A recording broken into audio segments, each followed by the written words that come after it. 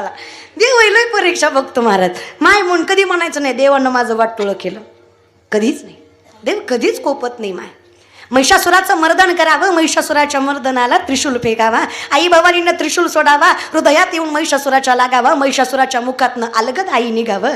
आई म्हटल्यावर जगज्जननी तुळजा भवानी, शेवटी माईचं हृदय तिचं घेतला असेल दुर्गेचा अवतार राक्षसाचा वध करण्यासाठी. पण आई पण कुठं लपतं का महाराज? राक्षसाचं आई ऐकून सुद्धा आई तुळजा भवानीनं म्हणावं, लेकरा माय म्हणलास काय मागायचं ते माग. अरे मरण तर टाळू शकत नाही, तो कर्माचा भाग आहे तुझ्या, पण त्याच्या पलीकडे द्यायचं असेल तर वरदान देईल मी. महिषासुरानं मागितलं, आई द्यायचंच असेल तर एवढंच दे, त्रैलोक्यात जेव्हा जेव्हा तुझं नाव घेतलं जाईल त्याच्या अगोदर माझं नाव लावण्याचा सन्मान दे, बाकी काहीच नको ग भवानी.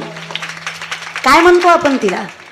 महिषासुर मर्दिनी सुरवर ईश्वर वरते तारक संजीवनी, त्रिभुवनी भुवनी पाहता तुझं ऐसे नाही, चारी